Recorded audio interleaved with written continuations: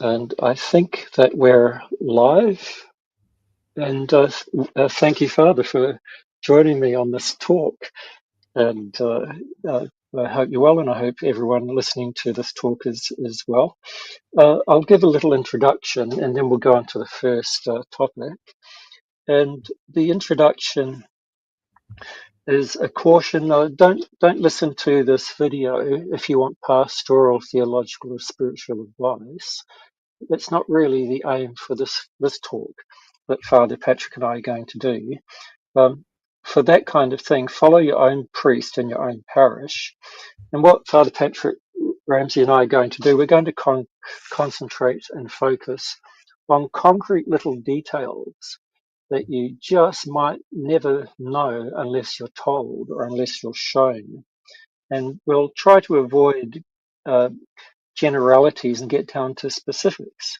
So, I was just saying to Father Patrick before going live, is that this is becoming quite a bit of an issue, I think, as cradle Orthodox start to reduce in number for one reason or another, and the influx of new converts and inquiries starts to become the greater demographic. And those newcomers sometimes lack someone whom to observe or who to pick up the customs in their local parish. So, Father, with that brief introduction, are you ready to take the first question? Yes, I'm ready to go. All right. So each question is really a topic, and there'll be little sub questions under that. So, Father, the first one that I'd like to talk to you about and get your views on is the issue of taking the blessing from a priest. Yes. So I want to ask you, Father, do you let people shake your hand? Well, good question. We shouldn't be shaking hands with a priest as such. That is not good decorum in an Orthodox world. So if you're a lay person, you shouldn't be shaking hands with a priest. And I mean, even priests don't shake hands together. They hold each other's hand and give each other a kiss of peace and then kiss each other's hand. So, yes. So if you are coming up to a priest, it is not the thing to be shaking hands. However, having said it, as a priest, if someone throws their hand out to shake my hand, I'll shake back. I won't try to cause a necessary offense by not doing it. But so as a priest, I will tend to quite often just let the lay person lead a little bit. It depends. It depends on my relationship. If they're one of my parishioners, I'll explain their things correctly, such as one of the. But again, we've got varieties of practice between Greeks and Russians and Romanians. So a Greek to getting the blessing will just sort of hold out their right hand and take the priest's hand and kiss it. That is as far as the blessing goes. Now, just as a little point of expansion, when you're kissing the priest's hand, it's not the priest's hand you are kissing, it is the hand of Christ who's blessed you, or that. So you're kissing the hand of Christ, which is also why priests shouldn't be drawing their hand back away. Some priests sort of like in humility take their hand. They shouldn't be doing that, because they should allow the person to get the blessing from the kissing the hand of Christ present in and with the priest. Not that the priest himself is Christ. The priest is a fallible human being who can mess up and do stupid things. But as a symbol, as a living icon, as a grace that is poured upon him through this ordination, as far as the laity business, should be treating him as Christ, and therefore kissing the hand as a blessing. So the priest shouldn't take it away. Monks will take their hand away. You shouldn't be going around kissing the hands of monks, because the priest is the one who blesses you. So the Greeks will just put out their hand and take the priest's hand and Father bless, usual saying. The Russians will put their hands together like this and get a blessing. Now, it's quite an important habit that the right hand, I'm probably left back, I'm not sure I'm seeing it right, is on top of the left hand. And you do this when you receive a blessing, you do this when you receive antidoron, basically anything you're receiving, you put the right hand in a form of a cross. So they cross over each other. Right hand sits on the left, and you ask a blessing, and the priest, Russian priest, will give you a blessing. I've different ways of holding hands, so I might as well explain that. This is an old form where the two fingers are Christ's humanity and the divinity bent down to humbling himself, emptying himself, joined in unity. And the last, these three fingers are the Trinity. So this is sort of an old Russian style, but it's ancient old Eastern style. I do it by default because it's language neutral. It's just pure symbol. The most common way you'll see is this form, which is Greek for the first finger is I for Jesus. The second one is a C or an S for sigma, that's Jesus, the first two letters. The next one is like a cross X shape, a he shape in Greek, which is sort of the first letter of Christ. And this last finger should be bent in the form of a little S. That's Jesus Christ. And that's a normal form of blessing. Though many priests will do some things a little bit, not quite that, but in any case, then it gives some time for a priest to actually make the sign of a cross before you grab his hand. And then he should drop his hand and this rested on your hand and you kiss it. Romanians, when they go for a blessing, will bow their head and expect the priest to actually bless the top of their head. So if you go to a Romanian priest, he will probably try to do that. So you bow down and so he can bless your head. The Russians will just stick out their hands and the Greeks will just grab the priest's hand. And the Greek priests generally don't actually bless. They just stick the hand out and get it kissed. So if you're going for a Greek parish, that is more their expectation. The Russians will bless you. So don't just grab his hand before he finishes the blessing. And the Romanians will try to bless you on top of your head. So these are all the different little customs. The general English-speaking custom is generally defaulted to the Russian custom, is most common among English-speaking priests. They'll be most used to doing that, which is you put your hands out, Father bless. It is priests shouldn't really be giving blessings out without being asked. So don't wait for the priest to come out and bless you, except when it's liturgical part to do that. You should go and ask Father bless. Now, just another little piece of decorum, especially among the Russians. If the bishop's present, you don't get a blessing from the presbyters. You go to the bishop and get a blessing from the bishop because he is Christ among the apostles. So he's the source of the blessings. So that is a general, you should get a blessing from the bishop, not right about the presbyters. Again, in Greek practice, often a layman will kiss the hands of everybody. But you should go to the bishop first as a senior cleric there. Again, no one's going to probably grumble if you kiss the hands of the priest and orders you walk down the line to them. But generally, you go to the bishop first. And if you happen to know a priest and kiss his hand, that's fine. But generally, it's a bishop who gives the blessings. So especially in the Russian context, so a bit more fussy about that. I think now you don't need to make the sign of a cross before or after getting the blessing. The priest will be making the sign of a cross over you. That is a blessing. So you don't need to go up and make a cross and then put your hand out. Just come up and put your hand out to receive the blessing.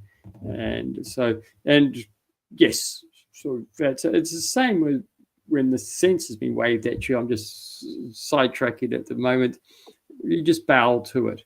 You don't need to be making the sign across. You are getting blessed by the cense, so you don't need to bless yourself for that, or you don't have to protect yourself for doing it. Anyway, that I think covers, I hope, most of the things that you're familiar with. Oh, well, you covered about half of the things on my list. I've got a few more still talking about taking a blessing. What about wearing gloves? Oh, right. Hand coverings of various sorts. Yes, you should take those off before you go for a blessing. However, if it's minus 30 outside, and they're okay with the economy, you do your best. We don't want your hands to freeze off at the same time. But generally, yeah, hands off, gloves off when you are taking a blessing. Yes. And what if you're going to take the blessing, but you've got one of those face masks on? A face mask on.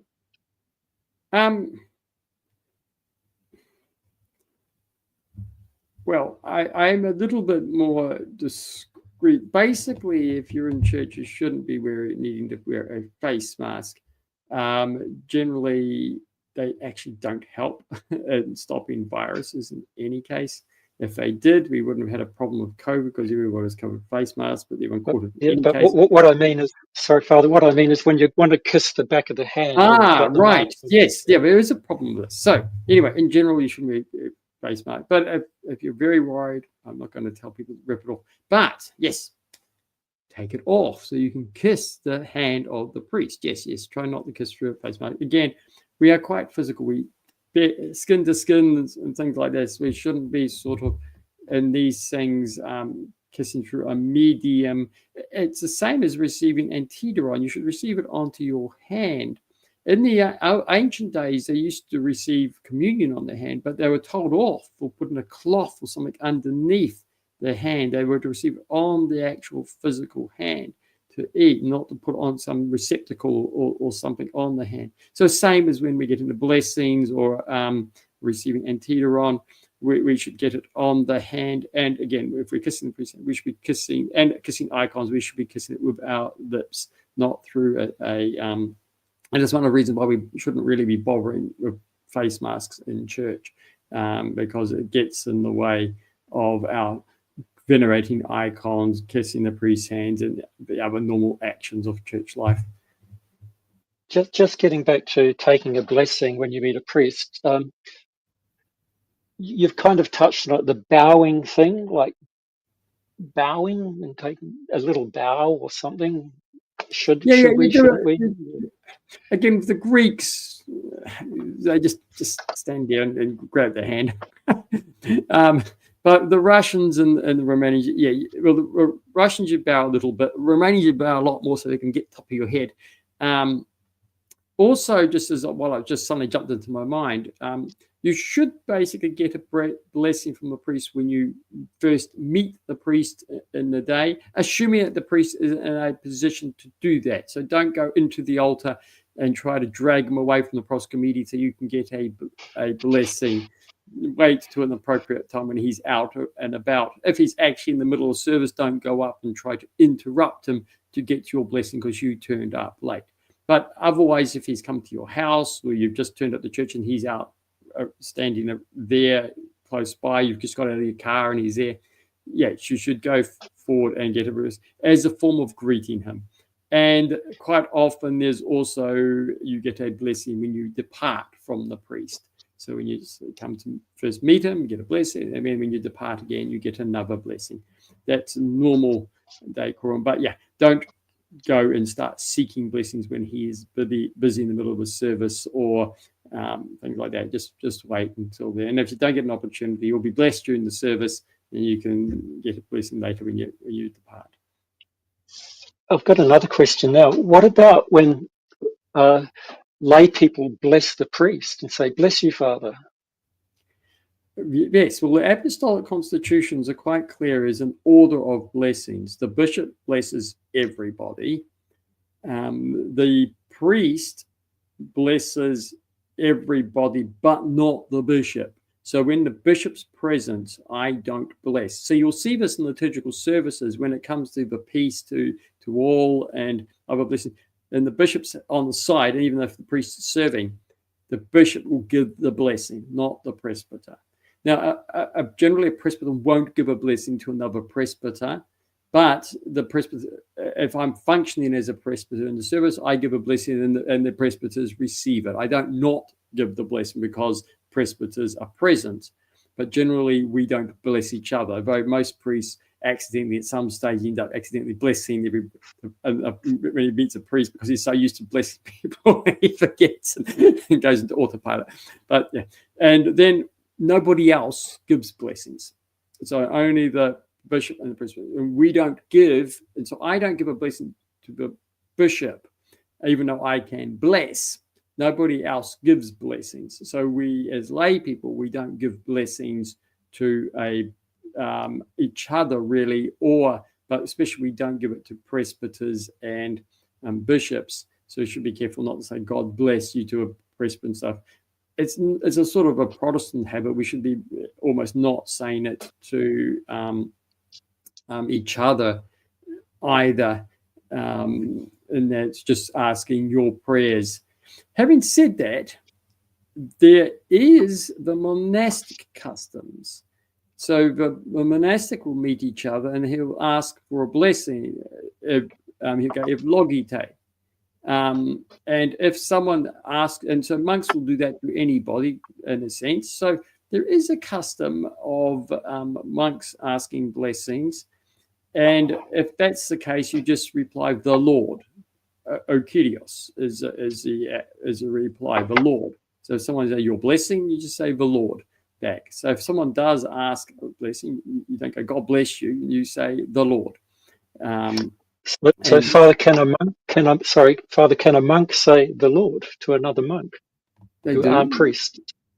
As far as I'm aware, they do. Yeah, logite o Kyrios is a standard answer. I don't know any other answer that monks say to each other. So Christ is a blessing. So, but unless you know differently. But. Yeah, well, I never saw this. I don't think I ever saw this anywhere. Like, certainly not in Serbia. I never saw monks who aren't priests ask other monks for blessings. Well, I did, but no, sorry, I take that back. I did, but I didn't ever see that answer, O Kyrios, in response. But anyway, there we go. So anyway, generally, yeah, we shouldn't be going, oh, God bless you to a priest and things like that. We receive blessings from the priest, not giving it. We ask the blessing from the priest. And the priest should go, if you write a letter, you usually should be starting, dear Father Michael, and you should put bless or your blessing. And when the priest writes back, he would be going something, dear Paul, the Lord, or the Lord bless, and then carries on with the letter. So that is it. And of course, when you write to a bishop, Master bless, it would be the appropriate. Now, we do have a distinction generally too between when you ask a priest for blessing, you say Father bless, and when you ask a bishop, it's Master bless. So that is the standard way of distinguishing between them. Yes. Now, though sometimes liturgically, there's liturgical rubrics that you just say Master bless either a priest or the bishop. That's okay. Some people will go to Father bless rather than Master bless. But whatever the rubric is in front of you, sometimes it's just simply Master bless. You just say the rubric. If you say Father bless because it's a priest, that's not a problem.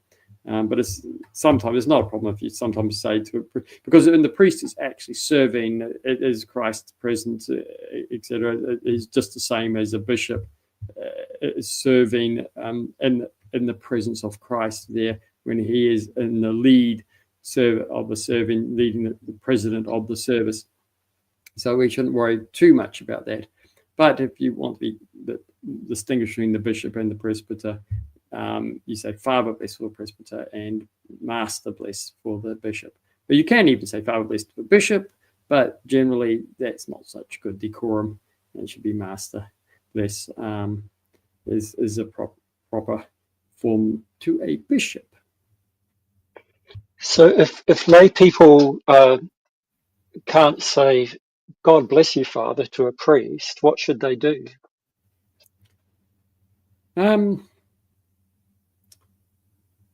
What should they do? Good question.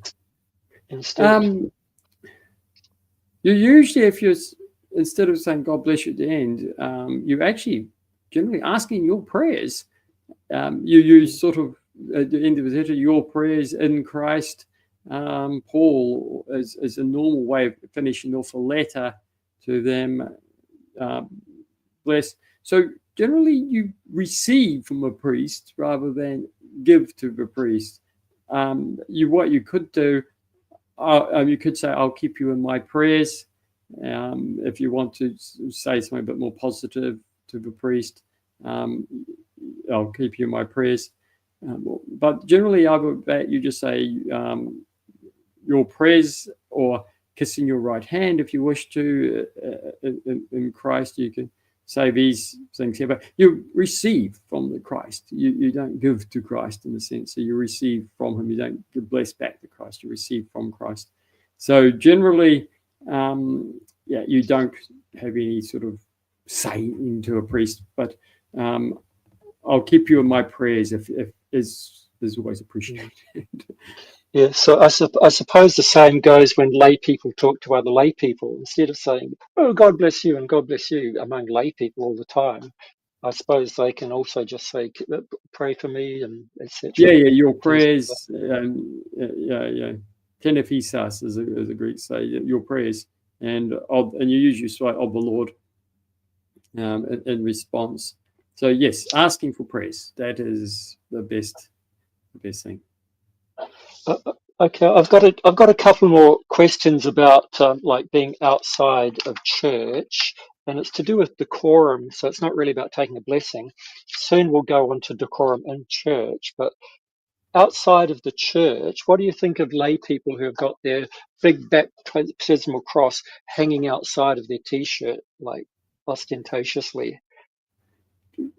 Generally, the only people who wear a cross outside are archimandrites or abbots. In the Greek custom, the Russians, since about the 19th century or 18th century, the priests will wear a cross.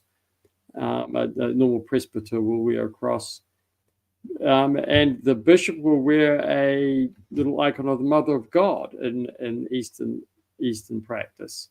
And so he doesn't even wear a cross. So lay people should not be wearing large crosses out in the open. They should be tucked away in a way. Just as I'm a presbyter dressed, I'm not wearing a cross out in the Greek Antiochian practice. I've got a little cross on my hat, and sort of monks will have there. But generally, we don't wear crosses out because that is reserved for the archimandrites and abbots of the church. And everybody else, including presbyters, as far as the Greek customs go, do not wear a cross. And in the reason for the Russians wearing it was that the emperor, I think it was Peter, who brought it in the 18th century, accidentally tried to confess to a deacon, and he wanted to distinguish between deacons and presbyters, so he knew to whom he could confess, and therefore the presbyter wore a cross, and the deacon didn't. And so that is precisely to mark him out as a presbyter. So generally, we shouldn't be wearing crosses outside. Look, if it's just got a small cross and just happens to be sitting there, you can see it, like some ladies there, or it just falls out or something like that. It's not a problem, but you shouldn't really have a big pectoral cross down here. But a small cross is just hanging out there. Okay, that's fine. Or if you've got a little cross lapel or something on the side, that's fine. You can wear that. But generally, I would avoid putting crosses on the outside as a layperson because it tends to sort of indicate clergy and priesthood particularly. So if you want to avoid trying to look like a priest or being confused with one, or if you've got visions that you should be a priest, put the cross on or you're actually ordained to be so. An exception that I'd be happy to make is dignified old ladies who have their very not a big cross, a very small cross, but it's like jewelry. So it goes with their, the dignified old lady sort of look. And they're obviously not trying to be showing off. It's just the look. So that seems So okay the to me. woman wearing it slightly more outside, is less of a problem. But even then, they should be a little bit. Well, abbess wears it, and not the nuns. So again, you should be not over ostentatious with the jewelry, even with big gold crosses and things like that. So generally, keep them. Always be wearing a cross. This is the other thing as a layman, and Orthodox layman is expected to be wearing a cross at all times. but generally a small one tucked away, hidden away under their neck, around their neck, under their clothes, is the standard practice for Orthodox Christians. So my last question on this topic, decorum outside of the church. What have you seen some lay people with their prayer rope, and it's a 300 knot one, and they wrap it around their hand, and they're always got it, and they're always playing with it. Or have you seen that? Yes. There was some memes on Facebook about these super pious lay people with long hair and their prayer ropes hanging off their wrists, etc. Generally, if you're a lay man, by the way, you should be keeping your hair shorter. It's the priests in the Greek thing wear their hair long, or the monks. It's a part of it. The hair wear, for want of a better word, the tonsure of the clergy. So that's reserved for the clergy. St. Paul says that men shouldn't have long hair. So generally, men are expected to keep their hair short, tidy. I mean, it doesn't have to be super short, but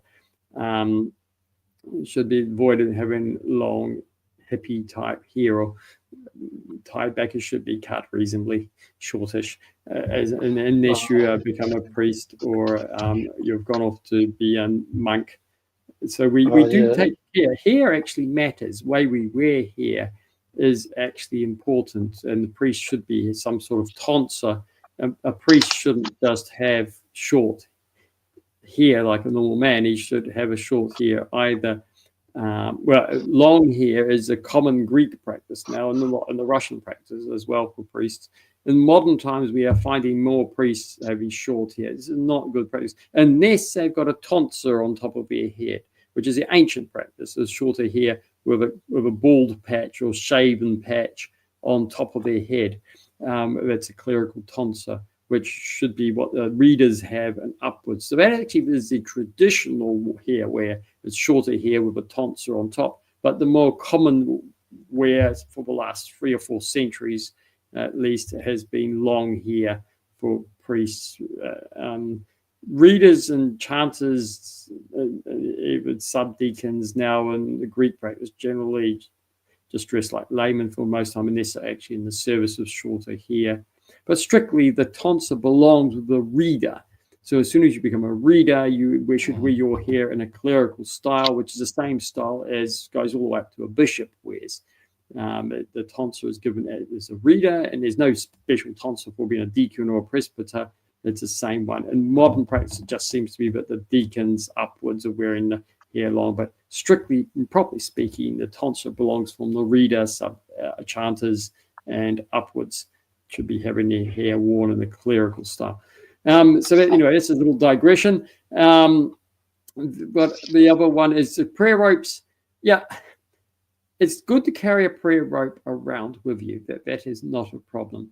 I would advise that you just carry it around in your pocket and just pull out when you're needing it. It shouldn't be worn as some form of jewelry hanging off on your, like sort of bracelet on your wrist. But sometimes it can be handy to have it tied around your wrist rather than losing it. But I think it's better around a pocket. Generally, monks will have it out during services, but you won't go, or if they're going for a walk outside or during the day. But when they're working, etc., they put them away. You don't see the monks wandering around with them all the time either. And I don't even remember monks even wearing them around their wrists or anything like that. They were in a pocket, or if they are praying when they're walking or during the service, and they'll have them out and then using them around there. So, yeah, it's not absolute no thing, but it's a little bit for want of a word. It's better not wrapped around and then carried on. Have you seen young men, especially exclusively, wearing black trousers, black tops, black shoes, black socks, black? Yeah, again, this is, if you're not clergy or monastic, you shouldn't, or not in a monastery as a postulant or a novice, you shouldn't be wearing black continuously. Look, there's nothing wrong with wearing black per se, but it starts looking like you're trying to be either super spiritual, you're trying to pretend to be a novice or something when you are not. And so again, the clothing style things, there's a certain, you shouldn't be walking around in a cassock, for example. It's not a free option. That is clerical clothing, so laymen shouldn't be wearing clerical clothing, nor sort of dressed up to sort of confuse themselves with clergy and the style of hair, the color of their clothes. So it's better to avoid this sort of dressing as if you're a monastic postulant as a layman. Again, it's not absolutely forbidden, but it's better to be sort of wearing more standard color ranges of the general populace as such. Having said that, just as a side note, men should wear, I'm not sure we're going to talk about this at all, but men should wear men's clothing and women should wear women's clothing. That doesn't mean you have to wear necessarily a dress or something like that, but women should wear clothing that is identified as women's clothing, and we should, unless we have to for sports or something like that, avoid unisex clothing. This is a modern trend. So women should dress as women and men should dress as men, whichever, as depending on their particular culture in which they come from. It's not a standard rule, but it should be culturally specific. But women should wear women's clothing and men should wear identifiably men's clothing. And we shouldn't be confusing the clothing types. And we should try to avoid unisex clothing unless there is no option. As a good sense of Christian thing, we should again. Father, sorry, I just want to interrupt you. What unisex clothing? What's that? What? Isn't it just men's clothing? Isn't unisex clothing just men's clothing? Well, there are some unisex clothing which have a slightly more feminine cut to them, to the male cut, due to the different shapes of the bodies. Right. But apart from that, they're basically, it's a female version of male clothing. And I think there's very little anything unisex clothing which is a masculine version of female clothing. I don't really know of that clothing, which is I think what your point you're making. So yes, so unisex clothing is effectively a woman trying to dress like a man, which she shouldn't be doing. A woman, you should not only in your natural way you look and your hair grows and the natural things that God has given, we should be also reinforcing that by the way we dress, freely identifying with the creation way we've been created by God and the sex that we've been created by God. And we only know two sexes in the Orthodox Church, male and female. I know there are some very exceptional bodily types of mixed up chromosomes and stuff, and generally they'll side one way or the other. They shouldn't be trying to dress in between. They basically socialize one or the other. But apart from the very, very rare exceptions, yes, we dress according to our sex and stuff, and so we are opposed to any trans cross-dressing, etc. That's an insult to the God who's created us. And he expects us to, because we are free, rational creatures, to participate in our gender too. So that's why we have a certain socialization of gender. That's why we have a dress of gender. It's not just about our physical form, but it's also about the way we socialize, the way we dress, etc., to reinforce that distinction. And it's important to keep that distinction because that is a part of the union between Christ and man. There is a distinction between the divine nature and the human nature, and male, female play a distinction between the glory of God and the glory of man. And so this is keeping alive an important distinction between man and God and the union with God. And we see this in the marriage where Christ, the husband is Christ, the wife is the church. These are distinct, and we should keep the distinctions between them, even though we are of the same nature, etc. So we should be reinforcing this. And though this is controversial, the tradition of the church is that women are to cover their heads when they're praying. And so this should be... Father, let's go into decorum in church, because this is bleeding into what you're talking about now. So decorum in church, uh, uh, we'll go through order. So, with the topic decorum in church, what do you think about crossing one's legs? We shouldn't be crossing one's legs. I remember getting told off for doing so in a monastery. So when you're in a monastery, you shouldn't be crossing your legs. In church, you shouldn't be crossing your legs. It's a Folding sort of arms. a habit. What about But we should, just sit with the legs together without crossing them.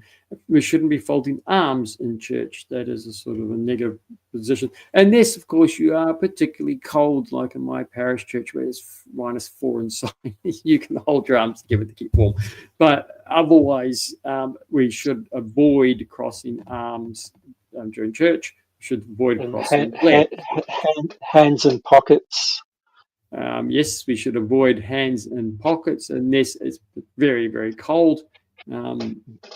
So, yes, those are things that are not good decorum in church.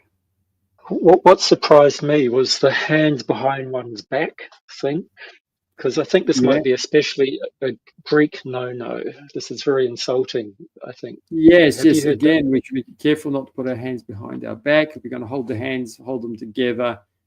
Now, when I say not cross arms, etc., if you cross your feet at the ankles, it's not too bad. If you cross your Oh, no. I've at been the told wrists, severely. yes, No, I've been pounced on for crossing my feet at my ankles. right. That. Yeah, no. But definitely putting knee over knee is a no-no.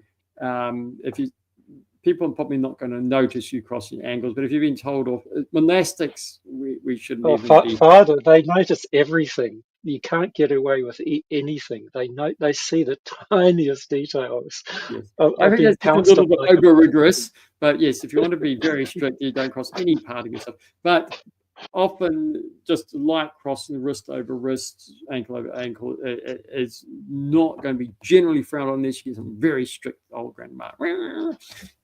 There. So try to avoid any crossing of arms and things. The arms slightly across the wrist is unavoidable, hand on hand sort of thing when you're sitting there. But yes, don't put your arms behind your back. That's not considered good decorum at all. And so, yes, try to avoid doing that. So, Father, you talked about women with head covering, but what about men wearing their hats or Right. beanies or something? Well, shall I cover that? Yes. So men, when they come into church, should take their hats off, unless, of course, you are clergy, in which case you wear your hat. Now, the Greek clergy and on ethos will take their hat off when they're in the altar area. They'll always take their hat off there, and they'll put it on when they come out into the nave. Russians will wear hats inside the altar area.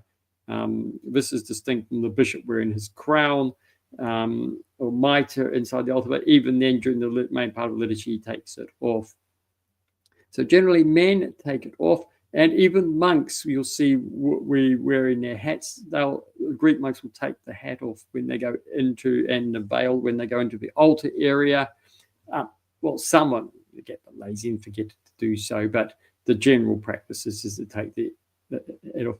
And men, the monks will even during certain times of the liturgy, such as the offering, Our Father, they will the reading of the gospel.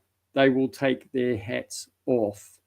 So because they are men, they still remove their hats as men. But laymen should be no hats inside the church. And this is a universal custom. You see even Anglican services now, the men are expected to take their hats off their heads. And when you are praying at home, you should be removing any head coverings as well. It's not just in church. What we do in churches should be modeled in home. So men shouldn't be wearing hats when they are praying at home. The exception is when you are praying while you're working or walking around. As a monk's constantly praying, he can have a hat on while doing that. So it's not an absolute.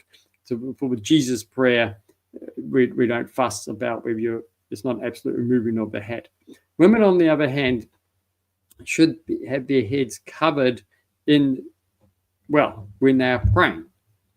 So the general, now this gets a bit of a sensitive topic and is a little difficult. In the Russian practice, the Romanians to a degree, Georgians to a degree, Serbians to a degree, women will cover their heads when they're in church with a scarf or some form. And this is the apostolic tradition. This is what we should be doing.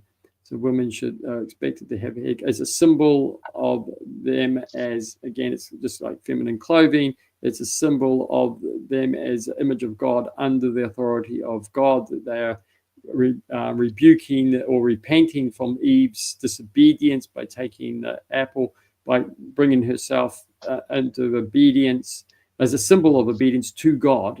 It's not just about obeying men. It's about obedience to God, showing we are repenting from a disobedience of Adam and Eve. And so it's a symbol to show that we are disobedient. The man takes it off, which is actually the radical thing in Christianity, is men praying without head coverings. This was radical. This is a massive change. Jews do not take off the head coverings, nor do the Muslims. No, the radical thing in the Christian thing is not the women cover their heads. No, that's just normal. As a matter of fact, the Greek women didn't cover their heads, as St. John Chrysostom points out, and so it is a little bit radical vis-a-vis the Greeks.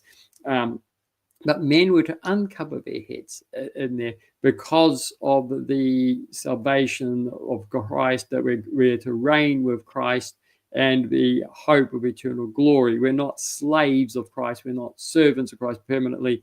We are to reign with Christ. So the male uncovers the head to show the mystery to come. The woman covers her head to show the situation now, where we need to remain obedience. So the mystery of the gospel, both in its to come and in its present state, is maintained, because we are sort of living in a halfway house of partial resurrection, partial still on earth. And this is maintained in imagery of male and female. This is why you're wearing these things. It's a declaration of the gospel.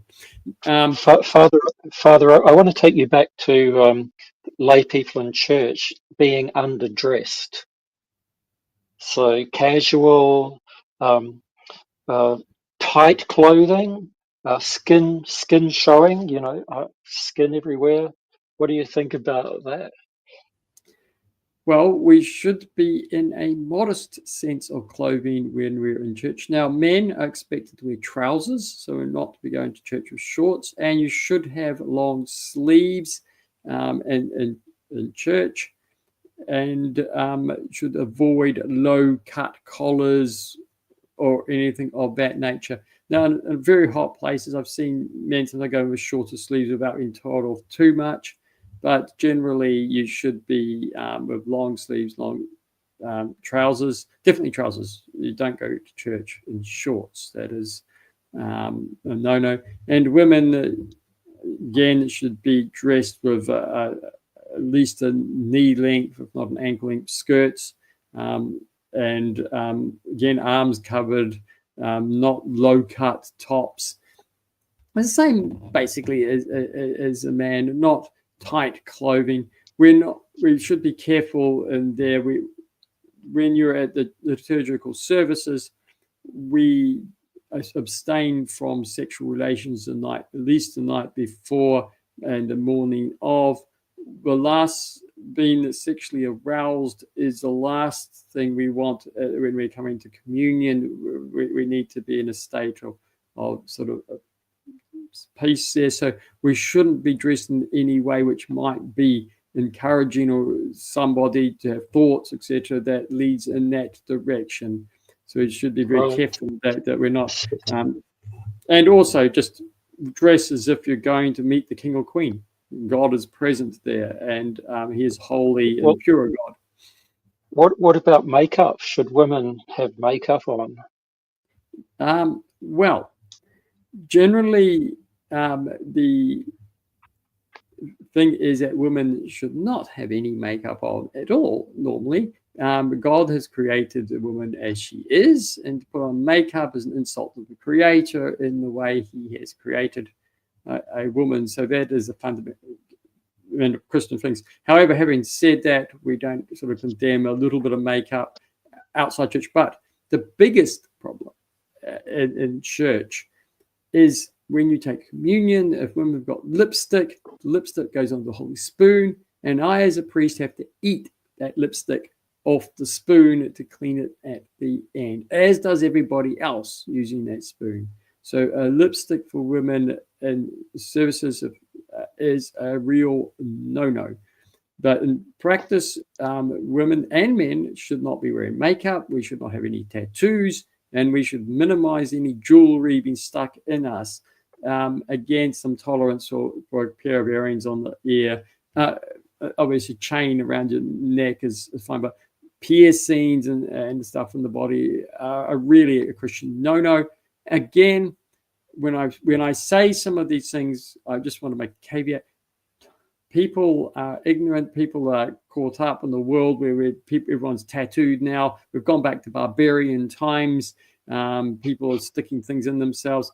So we need to not be too judgmental about what other people worry about. Yourself. Don't worry about if someone else is covered in tattoos, badly dressed, and everything in church, unless you're a deacon or somebody who's got a right to go and mention that, or you'll be old yaya or grandma who's got the age to grumble. Otherwise, that it's not your place to police anybody else's behavior. Your job is just to police yourself. And if you're a parent, your children, manage that. But please never in church, if someone's covered in tattoos, makeup, and everything, it's not your job to police that. That's a priest's job, deacon's job, subdeacon if there's one there, and we'll give an excuse to the old grandmas because they dislike doing that in any case. But so yes. Now, by the way, just moving on, just go back to head coverings. Head coverings for women should be wearing not only in church, but they should be wearing at home when they're praying as well. And strictly speaking, they should be worn everywhere, as was the custom in all cultures until about 100 years ago. Women will always wear head coverings everywhere. That is a proper custom. However, in the modern time, because it gets so no one's doing it, so a lot of women feel so self-conscious, then it becomes problematic to do that. I wouldn't push it too hard. However, having said that, now we have a rise of Islamic women in a lot of countries who are doing that and just getting on with this as their culture. Why aren't we doing the same thing? Because they're just copying the Christian practice. And so why are Christians not doing that? Now, and also what I want to say in that, it is difficult as a woman going into a Greek church. Greek women, for some reason, I think, and even sometimes in Antiochian women, Arab women, think that women don't need to wear headscarves anymore, and you might find yourself getting stared at and negative comments if you do.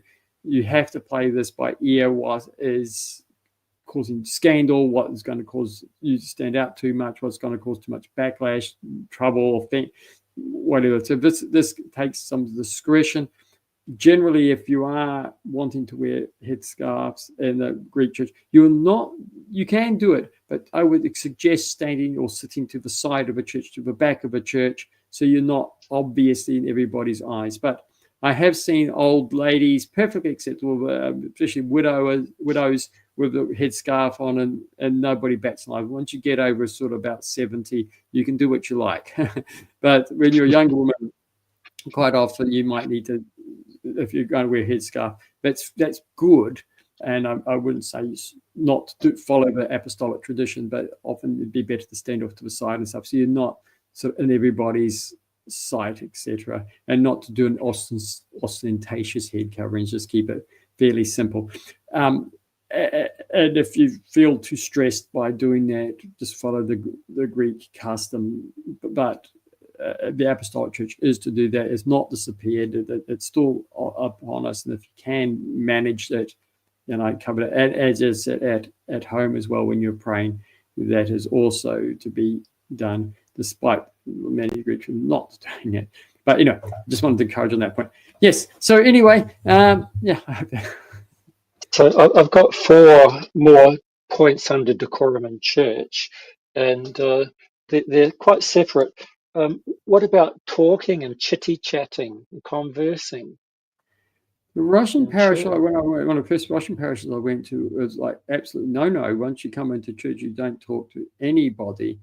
In modern practice, when you walk into church, people say hello, etc., to each other and have a small conversation. I am guilty as a priest of having too much of a conversation with other priests, even in the altar, which we shouldn't really be doing. So I'm not one to sit and judge.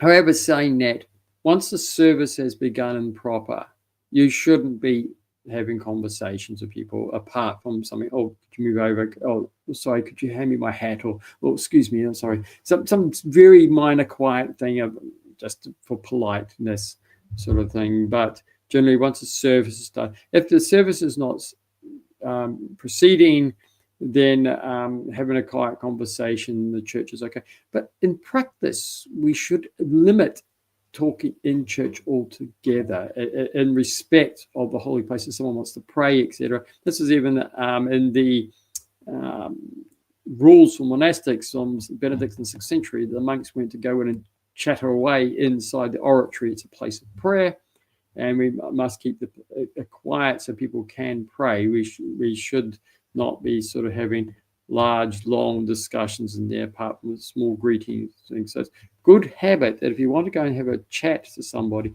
actually to go outside the church and do so, rather than chatting away in the church. So it's a difficult one to maintain all the time, but in principle, we should avoid talking in church as much as possible, and especially during the services. When you were in America, did you see something that I saw online, which to me looks really odd? But I'm not judging anybody. This is their custom. So follow your parish, follow your local customs. But anyway, did you, Father, see that thing where just before the creed, the clergy in the altar will greet each other, kiss of peace. So good. But have you seen the lay people at that time? They shake hands, they hug, they greet each other at that time. Did you Yes. see that? Now, no, I haven't seen that. Now, what they're trying to do is bring back the general kiss of peace, which actually is correct, that we should all be offering the kiss of peace at that time. It's only sort of now maintained among the clergy, but it is at the time of the kiss of peace, the lay people, men to men and women to women, should be exchanging the kiss of peace, which is two kisses or three kisses on the cheeks, depending if you're Russian or Greek style. Greeks tend to get two kisses. I think the Russians have three kisses. And when you beat a Russian meets a Greek, it gets all confused. Who kisses who? Just go with it. And who starts on which side is another matter. The Russians always start on the left. The Greeks sometimes start on the right. And you just sort of bang your head into each other. But anyway, yeah. So we shouldn't, though, be sort of hugging each other, shaking hands, and that sort of thing. That's sort of a bit more of a secular way of doing the kiss of peace. And again, yeah, we shouldn't be sort of doing big hugs in the middle of that service like that. If you're going to do a kiss of peace, you give them one kiss on each cheek sort of thing, or three kisses if you wish. And that should be the standard. You can hold the hand and do that if you wish. But apart from that, no hugs and things. And I mean, again, if you shake hands because you meet somebody, so be it. But we don't have a general doing it because of this. The custom has been for the last, 2 or 3, 4 centuries, 5 centuries. I don't know how long ago that the lay people have stopped sharing the kiss of peace. So in general, unless the parish is established that and as a practice, don't go around trying to give a kiss of peace to lay people during services. It's not the norm, and someone look at you weirdly. And so I don't know what this American practice. It seems to be trying to incorporate a return to kiss of peace, but in a slightly Americanized way. Generally, lay people shouldn't be trying to give the kiss of peace when the priests are doing it, because most people are not experiencing it. But that doesn't mean that in some parishes that it becomes an acceptable practice, which is the ancient custom. So that is, again, I can't say it's wrong because it is, but only where the priest is enculturated, and if you're visiting, just as as Father says, the important rule I also want to reflect is basically in Rome, do as the Romans do. So even whatever things we are telling you, if you're going to stand like a sore thumb amongst everybody else, just conform to the standard practice. You can be slightly more pious sense of a standard practice, but don't be over excessively pious in that, because it'll raise eyebrows and stuff and make you stand out, and it's not good decorum.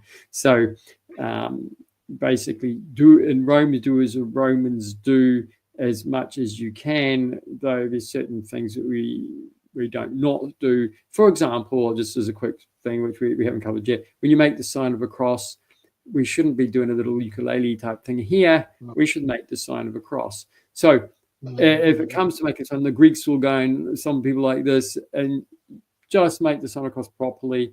However, don't do the over excessive Russian thing like this. Oh, right. Oh, yes, right. That law, yeah. You're in a place where it's sort of just keep your cross fairly tiny. You don't have to be all precise and get to each corner Russian style. People look at you funny, but do make the sign of the cross. That is there. So these things, like, you shouldn't be negotiating on those particular things. That the Greeks know that's the right thing to be doing, even if they're doing this. So there's certain things we do the right thing regardless, but in principle, though, when people stand up with them. When they sit down with them. If you're going to do just stand up all the time, go to stand on the side, out of the way, out of sight, and don't stand in the middle and do something completely other than. Okay, so on that topic there, when it's time for the priest communion and the doors are shut.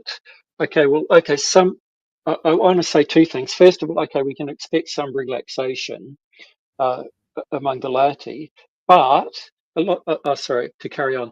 Okay, someone might want to go to a side altar or an icon and venerate it in the minutes that are ticking by. But this is my question: have you seen some lay people do that whole at this time, where the priest take communion, do the whole veneration of the iconostasis in order? The Lord, the Mother of God, the Baptist, the Patronal One, the angel, the other angel, and do that whole routine that we see in monasteries. Have you seen that in a parish? I have seen that sort of thing being done. Now, in the monasteries, they have a venerations of the icons before thing. Now, before communion. I'm not a huge fan. Look, there's different things. Generally, the lay people should not be kissing the icons in an iconostasis. In general, the priests will do that when they're doing their the the time preparation. They'll kiss the icon. But generally, the lay people should avoid kissing the icons on the iconostasis. It's on monasteries. There is another layer back which you should be venerating outside of the ambon. You shouldn't be walking up. That is a clerical area up there. That the whole ambon where the chanter stands up is a clerical area. However, there are customs in many parishes that people will kiss the icons. I'm not going to sort of condemn them and saying that it's bad, but as a general rule, if you want to be a bit stricter and more correct, you shouldn't be kissing icons on iconostasis. You shouldn't be walking up into the ambon area as well, where the chanters are. That is a clerical space. You should stay down in the nave and kiss the icons, which are down in there. So, yeah, I would avoid it. However, as I said, there is different customs, different places. Some small parishes, there are no tiny chapels. You can kiss the icons on the iconostasis. If there's no space for a clerical chanter space, there's just one off the side near a tiny chapel. Okay, they don't have extra icons to do that. But it's good habit not to, if you're not a priest or a deacon or bishop, for that matter, to avoid kissing the icons on the iconostasis. Just kiss the other icons around. And if you want to kiss icons as part of your preparation for communion, that's fine. But it's actually better to probably just say the last few pre-communion prayers to yourself quietly. The Russians will come out and say it publicly, but in the Greek practice they won't. It is actually better that lay people just to do that and just still your heart and your mind down, ready to receive communion, and just listen quiet. That's why the chanter sings a communion very slowly. It's all to still the atmosphere. You should be calm in mind and things. So if you want to go and kiss an icon or two, that's fine. But you're better not to be disturbing people around you, and be still and quiet, and just say some of the pre-communion prayers quietly in your head. My last little sub-point in this section, decorum in church, I think we all agree that no layperson from the nave should be shouting at the priest during liturgy. So we'll take that as just given. But what about at the dismissal and the priest is finished, and it might be the notices or something like that at the end of the liturgy? What about lay people shouting back at that time? What, or anyway, Father, lay people shouting at the priest while he's at the royal doors, shouting from the. No, you shouldn't be shouting in church. You shouldn't be yelling across at anybody, yelling at the priest. Yeah, that's bad form. You shouldn't even be when the priest is in vested and serving. You shouldn't be trying to have a conversation with the priest or anything like that. You shouldn't be interrupting him and talking to. If he's giving out Antediron, you shouldn't be stopping to have a conversation with him. Wait till he's removed his vestments after the service and you're outside and having a coffee or something like that. Then you can have a talk with the priest. That's perfectly fine. And if you need to yell at him across the car park because he's forgotten his keys or something, that's fine outside. But inside church, no, don't be yelling at the priest unless perhaps the church is on fire and you need to let him know ASAP that he needs to get out of the church because the church is going to burn with the church. That you can do. There's always an exception. The rules are never absolute. But generally, we don't yell and scream at the priest. We don't try to engage in conversation with him or feed back to him. If he asks the congregation a question and he wants a response, then you may have to speak up enough so he can hear you.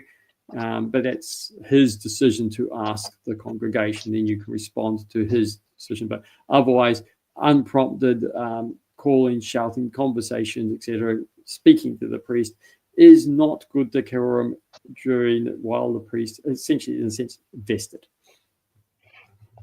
We'll go on to the next topic. I'll just put the banner up. So we've talked about sitting, like sitting in church at the wrong times. So just to recap, I think like when we're being sensed, we should be standing when the priest is sensing us, or during the entrances, during the processions.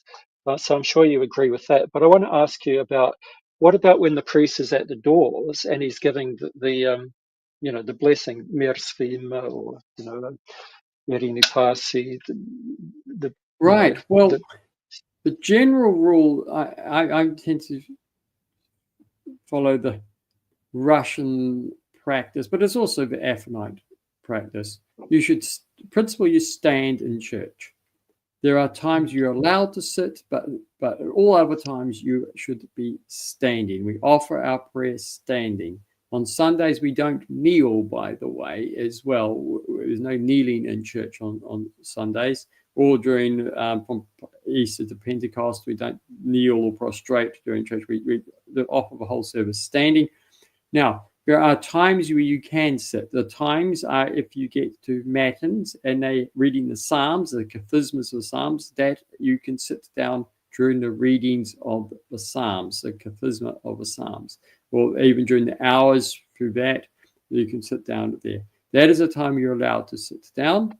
The other time you can sit down is when the apostle, well, the Russians will sometimes stand during the apostle, the Greeks will generally sit down during the apostle. When the apostles read, when the priest is giving the sermon, you can sit to listen to the sermon. But other times you should be standing,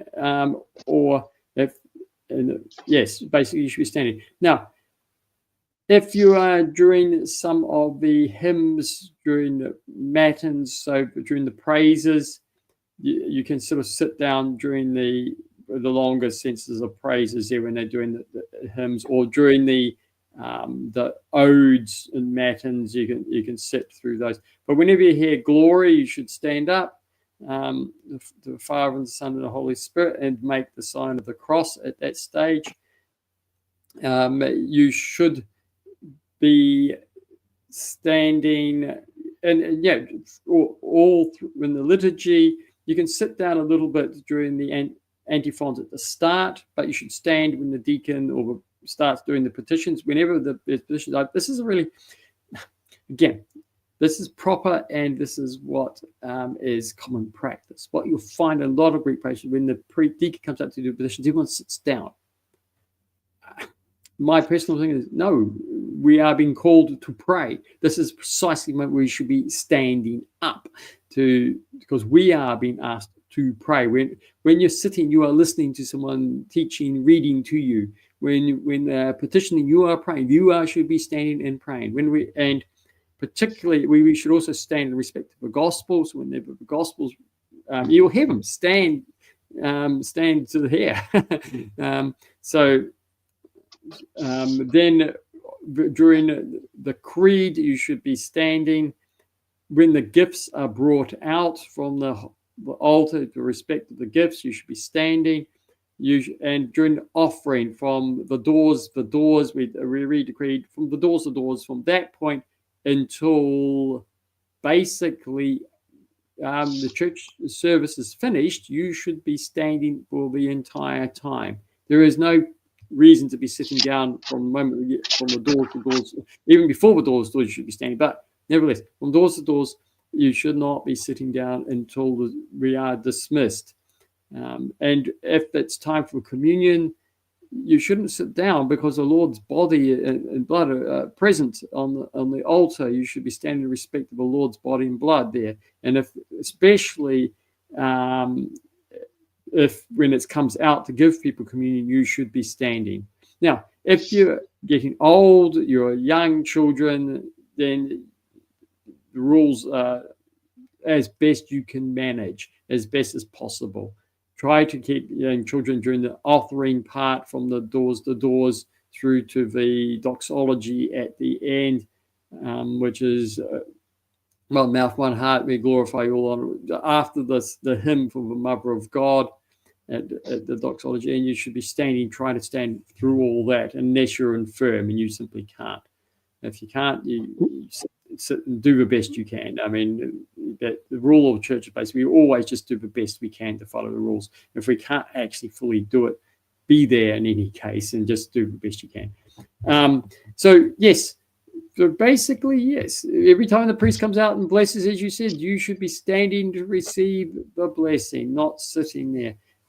We stand as participating. We're not sitting as spectators. But as I said, in the sermon and the reading of the apostle, the kathismas, there are times you can sit down.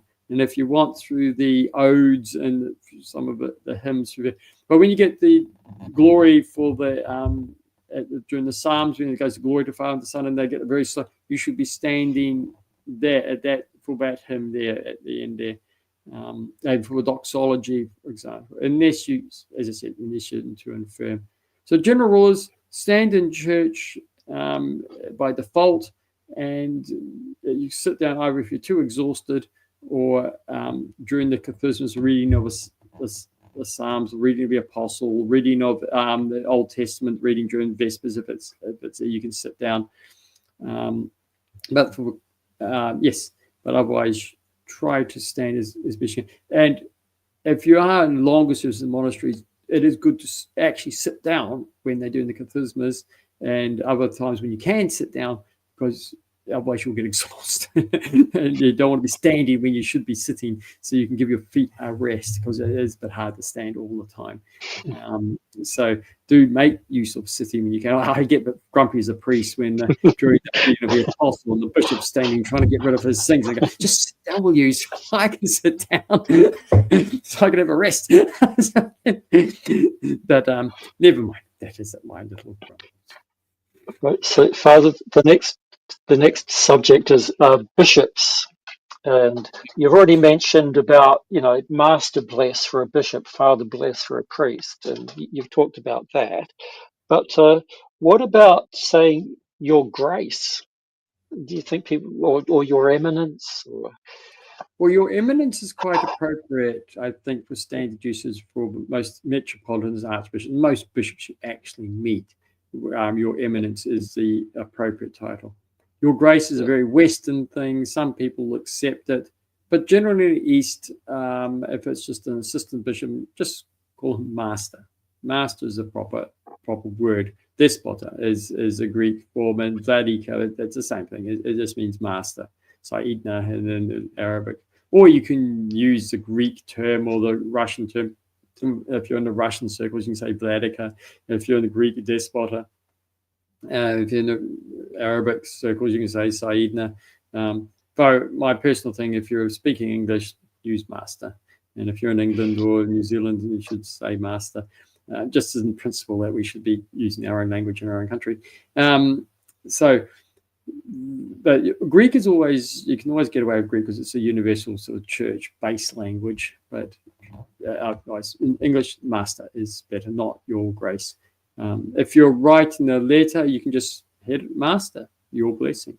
So that is perfectly fine. If it's an archbishop or metropolitan, in other words, most bishops we have, then it's your eminence. If it's a patriarch, it's your holiness or your beatitude or something. Your holiness, I think, is actually is fine there. So, and there's some other titles that go around, but you can pretty much, you write into patriarch, your holiness, right into a archbishop or metropolitan, your eminence, and right into an assistant bishop, just master, or Russian normal bishop, just say master. Father, let's say it's at Orthodox and you walk in and the bishop's already sitting on the throne, and Orthodox is happening and the bishop's not busy and you've just walked in. Isn't it normal to just go and get a blessing from the bishop because he's free at that point? People do. Yeah. And you can just make sure he is actually free. You don't want to be trying to get a blessing in the middle of him giving blessings to priests, etc. Like just at the start of the liturgy. Yeah, don't go up then. He is giving. You want to get yourself confused with a presbyter. You get thrown into the altar. That's not good. But look, if he's sitting there quietly and there's not much happening, you can go up and get a blessing from the bishop when you go in. Yes, it's fine. I don't have any problem with that. Yeah, well, I like it because here he is. This is your bishop. Go and take a blessing. He's free. This is the time. Go. Go. Yes, he's free. Go and get it. You go up to a bit. And again, small bow, go up and kiss his hand or receive a cross and kiss his hand. But yeah. Right. The next topic is around taking communion. So what about saying your name? You go up to communion. All sorts of different practices here. Generally, the general practice is to say your name. Greeks will do this, Russians will do this, things. So the priest, well, unless the priest knows who you are. Well, for my tiny parish, there's no need for anyone to say their name because I know who everybody is. I've said their name already before we even get close enough to say that. But do say your name. So when the priest, because he says the body, the servant of God, your name receives the body and blood of Christ into remission of their sins. So he wants to fill in the gap where it says your name.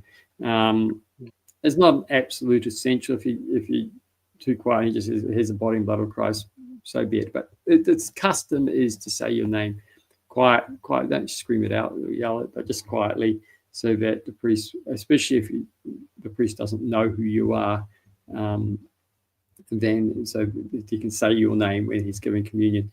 So that's normal. I mean, if a priest knows who you are, there's no need he'll do that. I struggle to remember people's names, even if I know them well. And I think I have the name stored in a filing cabinet in my brain that I don't often have access to.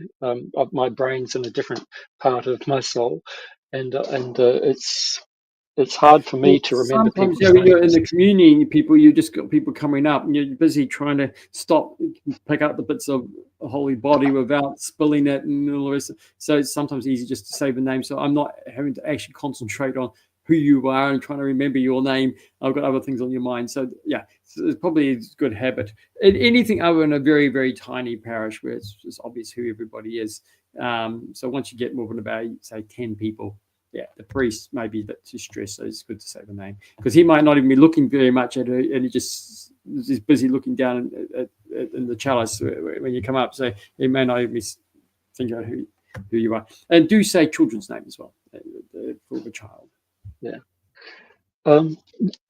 Taking communion, Father, what about, do you close your mouth on the spoon? Do you just tip it There or are, can you scrape yeah, it with yeah. your teeth?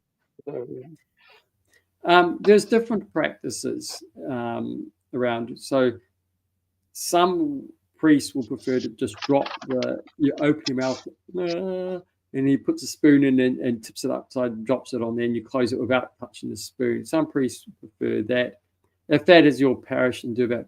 The normal practice, the majority practice, the Mount Athos, etc., is just open your mouth so you can get the spoon in without, because you've got the holy body on top of it. You don't want it to be knocked off. Some women in particular really open their lips, and you can't get the thing without knocking it off onto the elements. So open your mouth. Feel free to open your mouth wide, and let the spoon goes, and then close your lips on the spoon and take it off, just like if someone put a spoonful of honey in you and it comes out, and just close your lips and to catch the bread as it comes out. That's the standard practice. You don't need to tip your head back too much, but just open your mouth. You don't have to it's too short, but bigger mouth and stuff is a bit better. And when the spoon comes in, just close your lips on it, and then the priest will withdraw the spoon. Don't bite too hard on it on the spoon, but that is a standard way. And then after you've taken communion, you should either, if there's two servers on the side of the Russian practice, let them wipe your lips with the anti-mince, the kalima, the cloth, the red cloth. Let them wipe your lips to get any blood or something off there, so it goes on the cloth, and you don't end up kissing it all over icons. If you do kiss an icon later, or splattering all over everything, the knife and fork in the meal afterwards. So let them. If you're in a Greek church, you'll take the cloth hold it under your chin, so in case something falls, that does happen. You just call it don't eat the bit on if it falls off. The priest will do that. That's not for you to do. The priest will do that. Just that if you see it, just hold it cloth so that it doesn't fall on the floor. but the priest will actually take it, but just help the priest, so you're not just go, let the cloth go and let it fall. No. But hold it under your chin, so it's there, and then wipe your lips before you go yourself, if you're in a Greek church. But if there's a server there, let them do that. In that case too, the Russians will have a cross right on top of left on the outside going up for communion. The children are so cute when they come up, isn't it? And take the communion. The Greeks don't do that. They'll just come up because they're usually having to hold the cloth. But avoid making the sign of a cross close to the chalice. So you can make it when you're about 2 or 3 people back in the queue, but when you're the next person to go up to the communion, it's better not to make the sign of a cross, lest you inadvertently bump the chalice and spill everything everywhere. So the generals don't make the sign of a cross just before communion. Make it in the line earlier, before, like you're the next in line back. You make your sign of cross then, or immediately the person in front of you is gone before you move forward towards the chalice. Make it before you go up there, but don't make it once you start moving. You have a person moving up to the chalice, because there is a risk of knocking over the chalice. And now children as well. Children are on the right arm to lay with their head on the right arm. So you should bring children on the right arm for the priest to there. Try to lie it back. If you can hold the children's arms in, that is a helpful thing for the priest to get to the mouth. And the several priests might squeeze the cheeks a little bit. That helps open the child's mouth. They'll just give them a drop of blood in there. So just a child, but the child's on the right arm, and if you can try to secure the arms there. Just as a piece of advice to families, take your children to communion every week. If you do that, they are much quieter. They get used to it. I've seen in Russian parish where children come in every week. They are adorable. They all come in, they all just open their mouths and stuff, and little wee 2-year-olds, 3-year-olds, little cue all come up, perfectly take it. But when you don't bring your child into once in 6 months, they cry, they scream, and it is a huge palaver. It's because they're not used to coming to church. So make sure you bring your children every week, and you'll find your own experience at church is much, much better, because the children are much better because they're used to what's going on. But anyway, children on the right arm, and when they bring up the klima, if you're going to Greek one, you take it and hold it under the child's chin, so and sort of covering the arms with it, so you tuck it up underneath, so that the priest can do that, and try to spread it a little bit over the shoulder as well, because that just in case the blood spills somewhere on that's caught on the klima. If for some reason the blood is spilt on clothing, properly it should be burnt. So if that's a problem, give it to the priest, give the clothing to the priest, and let him deal with it. But yeah, if for some reason the Holy Communion is spilt onto your clothing, that clothing should be burnt or given to the priest to store somewhere out. If you can't burn it, you can't give it to the priest.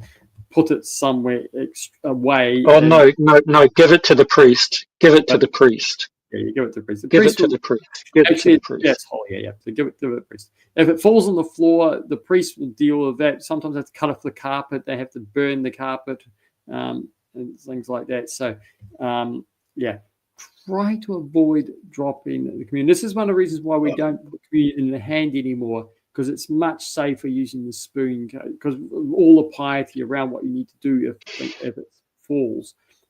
So to avoid spillages or the holy body crumbs falling on the ground, it's best to do it in the spoon. So anyway, that's why you should be very careful trying to get the cloth up underneath your chin, etc., to avoid as much any chance of it spilling. And if it does, keep holding on to it if you've not got servers doing the job for you.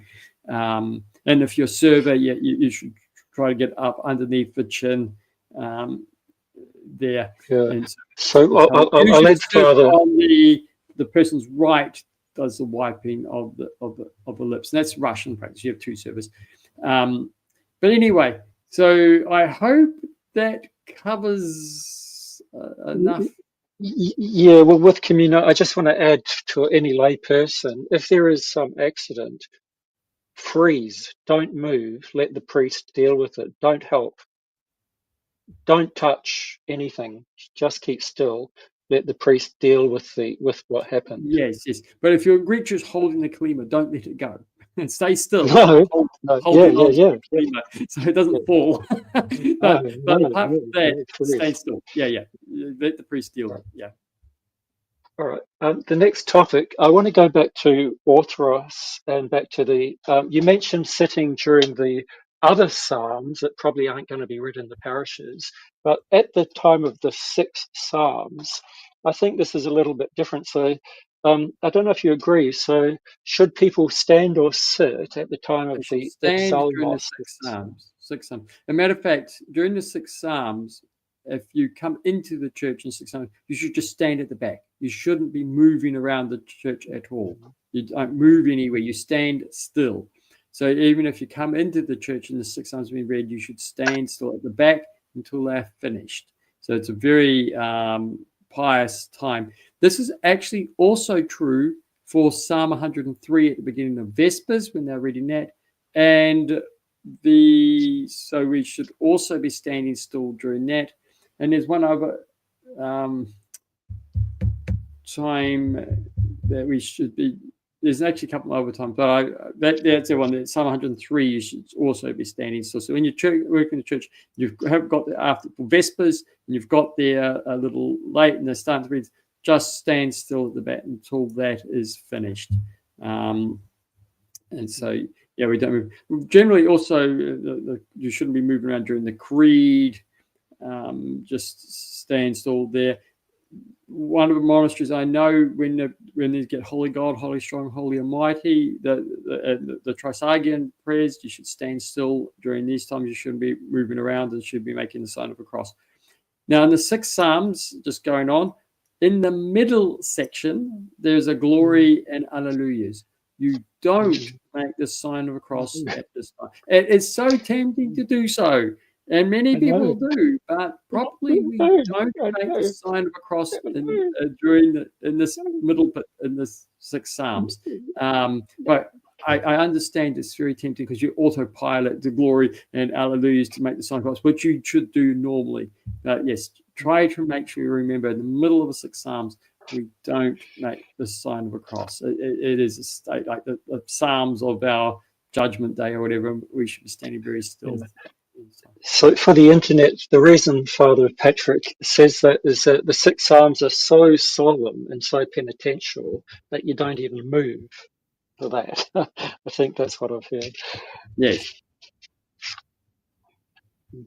All right, let's go on to number 7, and lighting candles at the narthex when you come in. So I've got about 3 little subheadings here. What about the confusion between here's the living for health, here's the reposed for, the departed, and mixing that up, or not being clear? Well, where there is a system for living and the departed, you should put your candles for the appropriate people in the appropriate place. That is good. Some places don't, like my parish, we don't actually have the facilities for that. It's distinction. We just have one tray of candles, so you just put the candle in there. But otherwise, do try to remember. And when you put candles in, you should do it with memory of names. Now, you can have one candle for more than one name. You are allowed to remember a whole family. If you can only afford one candle, you put everybody's names on the one candle, or you can put separate candles out for separate families, separate people, if you so wish. You can pick as many as you wish for that. Obviously, don't put too many in so that no one else has space to put their candles in, so you're better to have slightly fewer for that. But if there is a special place for the living and the dead, put the candle for those you want to remember the living in one place, in the proper place, and the candle for the departed in another place. So there usually are designated places for this. We don't just go around lighting candles anywhere and everywhere we wish. There should be some at the back, but Russian churches will have candle stands all around, and you can go and put candles in those designated candle stands for the designated person. Sometimes you want to put a candle for living before the icon of Christ, one before the Mother of God, and you've got a favorite saint somewhere. Yeah, feel free to do that if the church is set up for that. Greek churches generally have one or two areas for candles in sand at the end. This is a little tip. If you're under candle watch duty, try to blow them out before they melt into the sand. And that's a pain when they get melted into the sand. It happens a lot, but someone should be sort of on duty in a parish to try to keep care that they don't melt into the sand. So when they get down low enough, you can blow them out. You don't have to let them melt in the sand. And some places will even have a little bit of water on top of the sand, and the candles actually extinguish when they get to the water. But that's very heavy and it's a bit of a faff as well. So anyway, that is there. Yes, you can light the candles. It's usually good to give a bit of a donation if they have a place for donations for candles. You can put as many, as I said, you can put as many as you want. There's no restriction. You can put as many names per candle as you wish. You're quite free in your candle usage, but it's a good habit to be lighting candles in church. Orthodox, that is one of their customs to do. So if it is good practice to be doing that as a regular habit. Let's say I'm lighting a candle and I want to say a prayer in the narthex for someone who's not baptized Orthodox. So I'm not. Yes, generally put candles for Orthodox people during, especially inside the. So we only offer it during the services, formally prayers for Orthodox, especially. I'll talk about that in a minute. But in the narthex, if there is a place for it, yes, you can put a candle in for anybody you wish. We do pray for anybody, catacombs and stuff in private, and you can in the narthex of the church put a candle for someone else, for their prayers, for their salvation, for their help of some form. So, yeah, we're not like absolutely cut off. So, Father, what I heard, which I don't know if you agree with this or not, I heard that if you're going to pray for people not Orthodox, you just add by your will, please have mercy on the soul of so and so according to your will, if they're not Orthodox. I haven't As a heard phrase. that, but that seems perfectly acceptable and pious to do that. Yeah, it's God's mercy on that case. We can't have expectations. So, and that's why I think that's a little pious custom to add by your will. So feel free to do so. All right, well, let's go on to the next one. Number 8, commemoration of names. And this is where it's before the liturgy, well before the liturgy, even the day before, well before the liturgy, and you present your names for your living and your dead to be commemorated by the priest as he prepares the offering, that the bread, so that you get particles. So anyway, when you're handing in your names, what about I'm calling it mistake, adding the names of non-Orthodox, non-baptized Orthodox Right. people? Yes. No. For the process committee, the preparation, the names given for the preparation for the communion must only be Orthodox. These are the diptych names. These are the names of members of the church. When people are cut off from the church, they're removed from the diptychs. This is because what we're offering them as part of the body of Christ. They are being offered as being with and part of the body of Christ.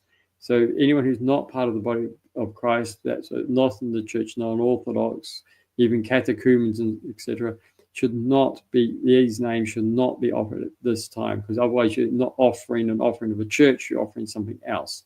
So it's quite important that we don't put non-Orthodox names for the offering. Now, we can remember non-Orthodox at a paraclesis service, that's fine. I mean, it's not that we refuse to pray for, but the time of the preparation, it is a time for the church. Now, properly in ancient times, these names were read out during the actual offering. The deacon would have a list of names and he'd read them during the offering. But seeing the names got so many, what we've done in the Eastern service, in any case, you have a mini service of the offering where you remember all the names and you prepare the gifts for the offering. You have a little mini commemoration as if it was in the liturgy. So it is actually the liturgical thing of what is done in the liturgy. And so what is done in liturgy is the diptychs, which are the names of the members of the church. And only those should be mentioned. If we've been very strict in church, only Orthodox people in communion with church should be in the actual congregation of the people offering as well. It's the same mystery. It's only that the church offers, only the people of the church should be in there. That's why catechumens are dismissed, even penitents were dismissed, and non-Orthodox shouldn't be there. There's a lot of economy in that particular matter, but the offering is that of the church, and all the people in the church are part of that offering, and all the names remembered. Now, it's also good pious practice, by the way, during the offering, especially after the prayer for the Mother of God starts, so especially all Holy Mother of God, to remember names as well. So not just quietly in your head. So you can give the names in for preparation, but you can also, when that hymn's been sung, remember names of Orthodox living and dead at that stage too, because that's when the deacon's reading his diptychs, and you can be remembering those names, because that's when we say, and as all as all in mind and all in all, that the deacon will sometimes call that out, and that's because all of the names you're remembering. So that is a good time to be remembering names as well. That is the correct time. That is the historical, liturgical time to be doing it. But we have now the practice of the preparation because the names are so many. Oh, so still talking about the handing in the names for the at the preparation service, the proskimidi. I've got three other little kind of bugbears, and one is when people will write the nickname or the shortened version of the name. Yep. No, you should be putting on their baptized name, the full sense of baptized name on there. Oh, by the way, I'm just going to interrupt your questions here. The Russians will offer a little loaf of bread, so you might bring a little loaf of bread and put the names on there when you go to the service. Now, the priest will take a piece of that bread, drop it on the disc, and then give you back the bread, and you can take it home and eat it as antideron later. Yep. The Greeks will often sometimes bring up big loaves and put the names on that, or just drop in names of lists.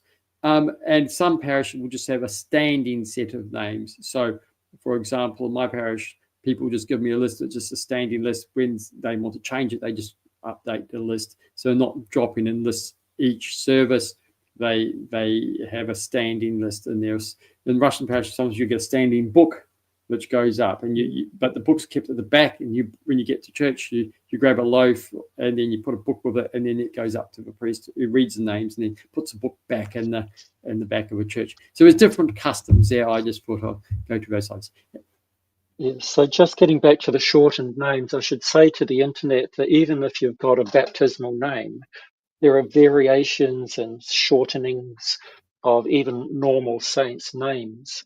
And it's like Bula. I mean, which Bula? which name are you talking about? Paraskevi or I don't know.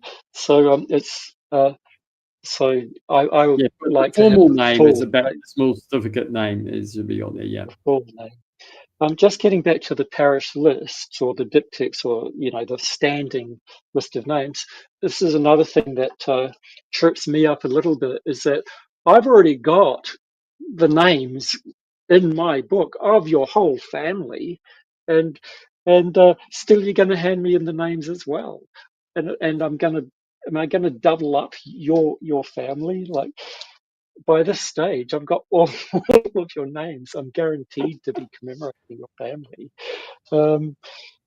But it's difficult. Sometimes you do get multiple repetitions on different lists of the same people. It's unavoidable because everyone in the parish wants to pray for each other, so everyone's list has got everybody else's names on it, so you end up saying it 3 or 4 times over, unless you catch it. But obviously we've got bigger parishes, impossible to do that, so you just read all the names without really thinking.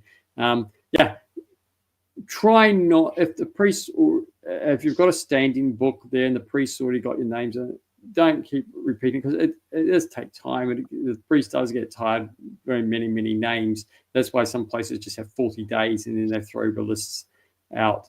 So just be a little conscious that not to just be doing lots of repetitive things when the priest's already got the names, to repeating things again, because he's going to read them, and it does take his time to go through more. But if you're not sure, feel free to put it. We will read the lists as they come in, even if we might moan and groan about too much.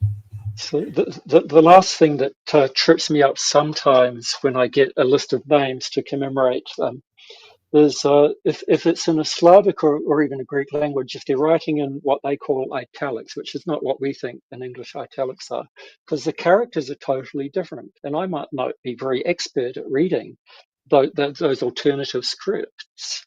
Like an M with a dash over it is actually a T in some Slavonic languages. So writing in your own casual, messy italic script. Now, Yes. block letters. I was having trouble reading Greek names, and the guy came out and just wrote all these Greek, educated man, and just an illegible Greek script. Yeah, try, and if you're obviously doing it in English, try to print it out neatly and carefully. So if the priest doesn't speak English as a first language, he can read the name, at least reasonable attempt at it. So do try to be neat on the lists rather than slapdash. Because, and also it's sometimes in services it's a bit dark, it's a bit dim. They try to read it in candlelight. If it's hard to read it, it's quite stressful for the priest because he's trying to go through it quite quickly and save them out, and he doesn't want to be sitting there stumbling over them. So try to write the name as clearly and neatly as possible. Well, it's really distressing if you don't know what the name is with 100% certainty, because we want to commemorate the soul of that person. So it's distressing for the priest if he has to. I mean, hopefully this never happens. Yeah. All right, Father, let's go on to the next topic of antidoron. And we've already talked about, okay, don't try to chat to the priest when you're getting antidoron. It's not the time to talk to the priest. And we've talked about gloves, so don't take antidoron if you're wearing gloves. But what about when you take the antidoron and you kiss the back of the priest's hand? Should you do that if you've had communion? There's different practices on this. Quite a common practice is that you shouldn't be kissing icons or things of communion because your lips may have some fragment on it. This is part of the reason why you wipe them. But generally, having said that, I'm not opposed to kissing. If you've got a place where they've been wiped and you had a bit of antidoron straight afterwards, generally it's okay.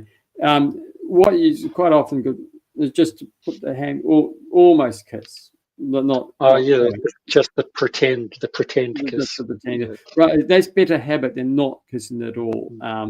Because otherwise it's just good to keep good habits and you're doing the normal thing doing that. So you can go down, but just don't actually kiss. Just put the hand there if you want to. And that's perfectly pious as well. One of the key things with antidoron while we're talking about, try not to drop the crumbs on the floor. It is blessed bread, and this is why the Russians have it smaller. Mount Athos, they have it smaller, and they'll walk around with a little pan and brush, and they actually sweep up all the crumbs afterwards. But the Greeks would just hand out big lumps of bread, which is impossible to stop crumbs going everywhere. Oh well, but try your best not to drop crumbs when you're eating it anywhere. Some people will catch it on the hand, and you can put it in a bag or something like that afterwards. It's fine, or a paper towel. You can do that and store it to take it home. That's fine, but take it on your hand. Do work hard not to spill crumbs everywhere. It is not just casual bread. Don't just eat it and hold it and then eat it. Eat it out of your hand carefully, or hold it over so the crumbs are not falling all over. If you have crumbs fall, gather them up. If worst comes to worst, put them somewhere in the bush or somewhere people are not going to walk on them and things like that. Yeah. So I'll just interrupt, Father. So I'd say guaranteed someone in the church, as the warden, the priest, will make sure to dispose of the antidoron. So they will make sure that it's disposed properly as well. So as a layperson, you don't have to think that no one's going to do it. So we might give you the job. And yes, but you just try not to make a mess yourself. Don't worry about having to clean up other people's mess. But yes, but if you just notice you've dropped the crumb somewhere, it's better to eat antidoron in the church. Though some people sometimes take it out. You should eat it prior to any other food. And it's quite pious custom to take antidoron home and eat it during the week. And if you're doing that, you should have it the first thing in the day. You can have a little bit of holy water. It does get quite dry and quite hard. So unless you've got holy water, you really need to eat it in the first couple of days, Monday or Tuesday. Otherwise, it'll get rock hard when it dries out. And you don't want to give it too. And sometimes it can get moldy, so you don't want to leave it for too long. So, but eat it fairly quickly in the first couple of days, unless you've got some holy water to eat with it. for the internet, I'll reinforce what you said about eating antidron before you eat anything else. Also goes for the coliva and trapeza. So eat coliva before you eat the normal food at trapeza, and don't go back to eating antidron or coliva after you've eaten normal food. Yeah. It goes before any other food, and you don't eat it afterwards. Yeah. All right. Well, let's go to number 10, and this might be a bit more heated, but this is disrespect to priests. So it's a well, let's. I'll just look at my list. That one. Um, that one. Okay, so I think all of these ones are while you're in church. So, what about walking out because you don't like the homily?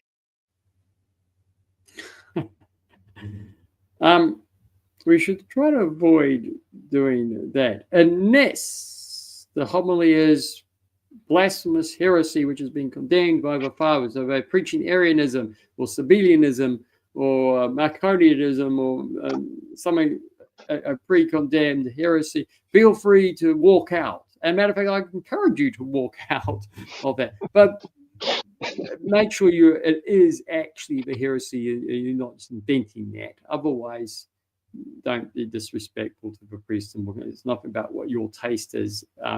And the priest is preaching, actually.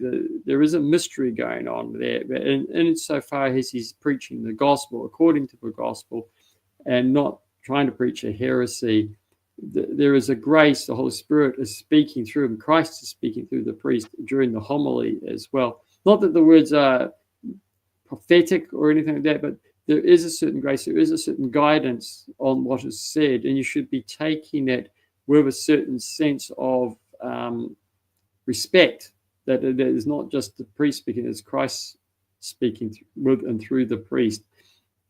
And so to walk out because you don't like it is walking out on Christ, and it's a denial, disrespecting Christ. So yeah, do be careful. Just endure it patiently. And not all sermons are very good, fine, but yeah, don't disrespect the context and that Christ is actually there with the presbyter. And then we must remember the presbyter, Christ is present in the mystery, especially when the presbyter is serving liturgically with the presbyter. And any disrespect to the priest is a disrespect of Christ.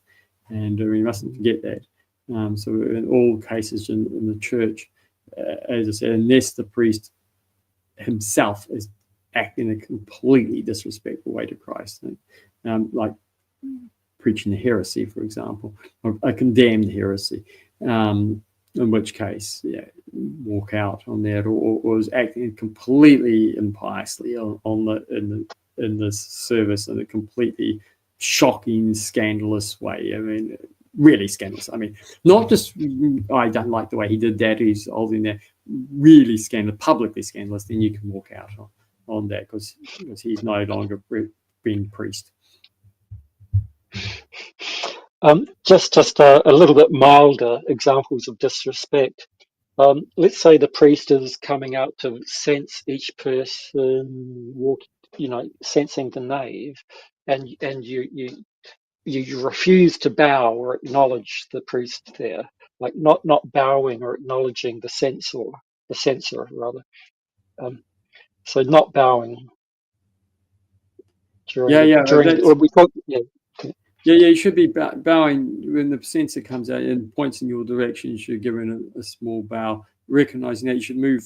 The Russians will go around the edge, and you move in, and he'll go around. You face towards the priest. It's not good decorum to put your back to the priest. You shouldn't be sort of turning your back on a priest when the priest actually anywhere, where even outside, if the priest comes into a room. So if you're really strict, you should be standing when the priest comes in. Christ has just entered. You stand. Sit down afterwards. The monasteries, I was told this, the priest comes in, Christ has just walked in, so you should stand. You shouldn't be sitting with the back to him. Now, it's not practical always to be doing that. Sometimes you're sitting down, you don't see him and walk around. That's fine. You cut some tables, it's impossible not to sit with your back in his generation. But generally try to avoid turning your back on the priest, and especially liturgically. and come in, unless it's absolutely impossible to avoid it. Try to do so. So you'll see when the priest moves around, the people will swivel and keep facing towards him as he's doing his thing. You shouldn't be just sitting there and crossing your arms, facing off to ignore it. No, that is disrespectful. Remember, Christ, the priest is the icon, a moving, living icon of Christ, and to disrespect that icon, turning your back on, is to disrespect Christ. So there are other ways to kind of avoid showing respect to the priest, like not venerating the gospel as it's presented at Orthodox, or not taking antidron. So like avoiding ghosting the priest and not doing, not acknowledging the gospel when the priest is reading the gospel. Um, You're only just harming yourself by doing this. What are you doing turning up the church? if you're not respectful of a priest and the services and the gospel and things like that, it's only harmed yourself. You must.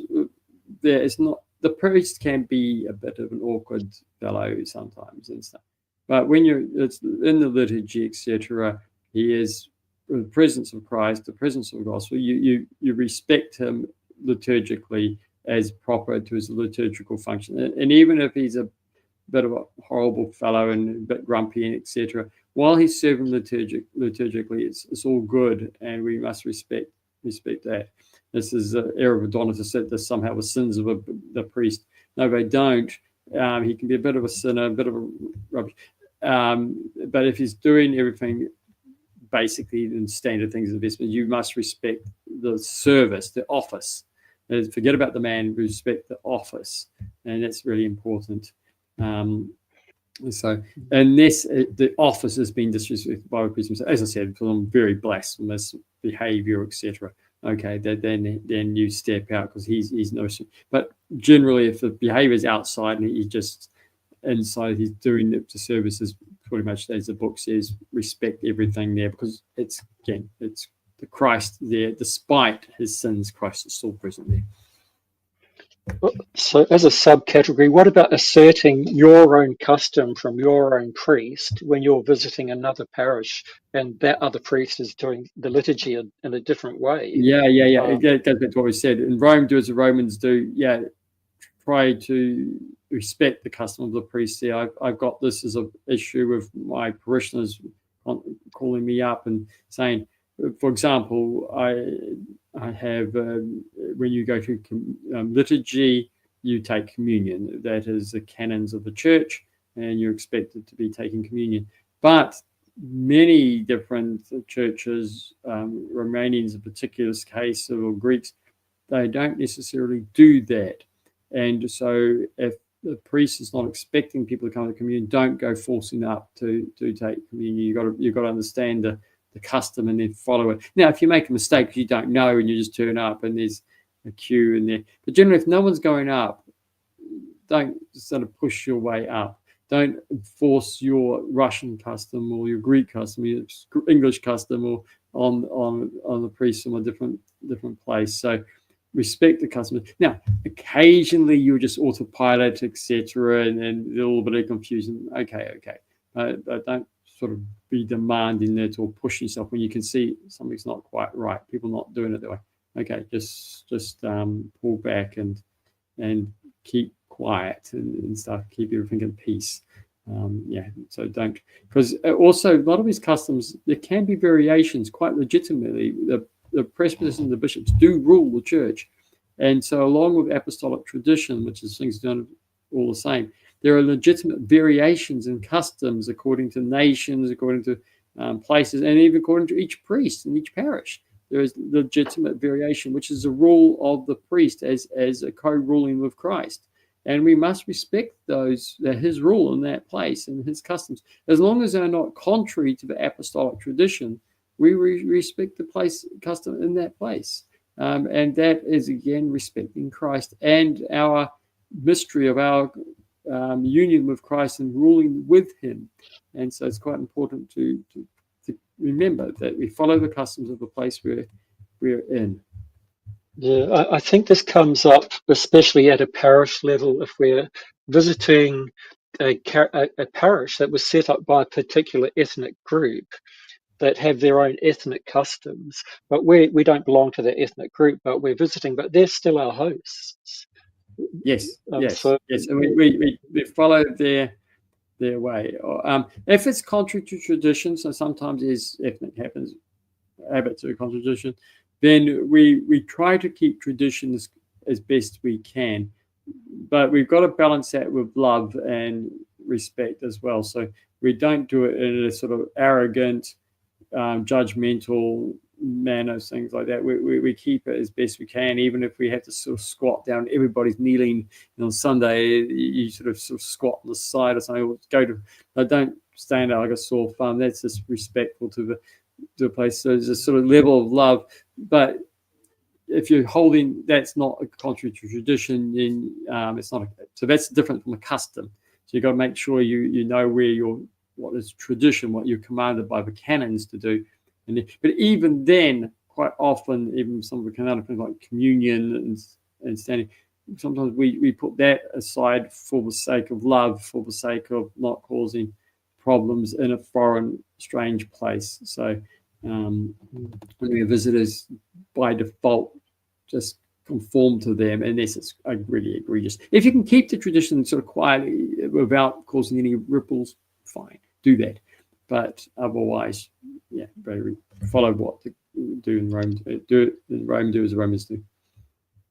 Yeah. So my last point on this last point is that with regard to respecting the local host community, one of the things that might not be known if we weren't told is that in such a formal situation, social situation, it's quite formal, being inflammatory in your speech or being political or being controversial or loud, people might not know that this is a bit of a break in decorum. So what do you think about this kind of this topic? So at trapeza, being political or being worldly or being Well, we are in church. We should always in the presence of Christ. We should always in the presence of peace. That is, and peace is very important. We should never go to.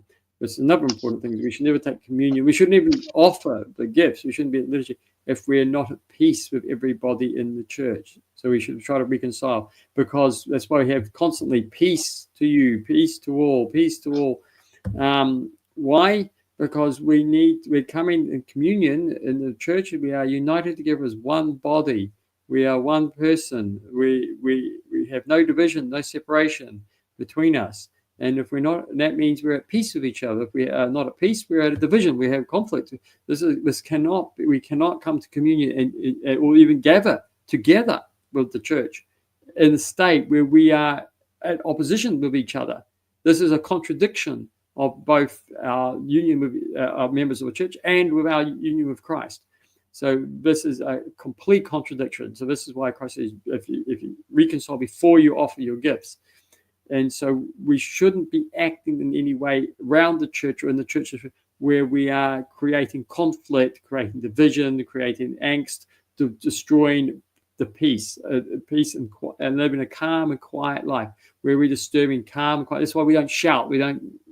So everything is and we don't run around church either. We just walk.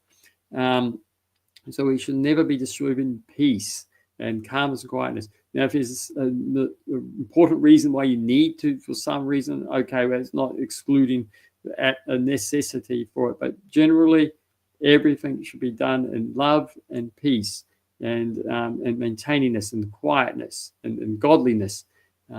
We shouldn't be using coarse language, gross language either. So everything must be done as if Christ is present, especially if we have had communion, etc. Christ is present with us and in us. And Christ, when we're two or three gathered in his name, Christ is present. Christ is present there. You should be always acting in a manner which is befitting being in the presence of Christ and in the likeness of Christ. Otherwise, you deny him to your condemnation. So we must always keep that in mind as a general principle. So try to avoid secular topics as well. Again, we should be encouraging each other with psalms and spiritual songs, and we shouldn't be going off into worldly thoughts and stuff when we gather together as the church. Now, yes, some conversation will shift that way, but just be very careful you're not doing something which is going to disturb peace, calmness, or become worldly and gross, and then your own behavior. This is not good decorum. This is not a church or around a church gathering. Well, Father, that's the end of all of my topics, and I'll do a final kind of closing. But is there anything you wanted to add Oh, I just got a that couple that of we? things I add myself. Yeah. Men, lay people, you should, as I said earlier, you shouldn't be going up into the chanters area, the Amvon there, and you shouldn't be going into the altar area. So, men, you have no right to go into the altar area. Unless you're clergy, only clergy should be in there strictly. If the priest needs some man to help him with the service, he may go in there. But men have no right as men to go there. Lay people have no right to go there. We allow men by economy due to a lack of deacons, subdeacons, etc. But strictly, they have no right to be in the Holy of Holies. There is a priest only that go there. Also, lay people don't go and join the choir or the chanters going and try to go. It's not a lay job to be singing in the church. It's a chanter's an ordained job. Not even though a lot of them are not ordained, you have no right to be there. Again, if you're invited to go and sing in there, even in the Russian choir, you should be invited. Don't just go roll up and assume you have no formal place there. But that sort of choir is more of a lay choir. But even then, you shouldn't. But properly, they are ordained chanters up the front. You shouldn't go into that area. Don't go and stand with them, etc., unless you've invited or signed by the priest to do so. So that's just. So you'll find some people doing that, but be careful, especially if you come in as Orthodox converts. No, let's go and sing along. No, it's not. It's like that. It's a formal clerical position to be the chanter. I know it's not being done in most places. I know there is lots of things going wrong with how that is being performed and the way people think about it. But just that is a canonical rule, and so you should avoid that unless you're invited to do that. Even how I'm not going to judge whether it's inviting is correct or not, but yes, stay away and don't go into the altar area unless you have been invited. The priest has asked you to do so. Generally, if the priest has asked you to do so, do it. Even if he shouldn't be asking you to do so, nevertheless, you just do it. As authority, there, it's better that way, because otherwise you'll start causing. You just get angry. Why you're not doing? Why you're not? It's not worth it.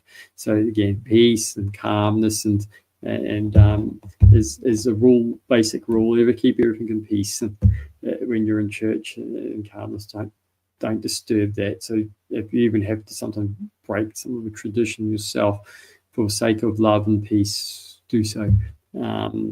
If it's becoming a regular problem, then you have a discussion with the priest in a quiet, suitable place to do that. But don't have a just upfront fight with a priest in public. That is not good decorum, not appropriate. If there is an issue with a priest, you talk to him privately outside, and never have a big fight or disagreement.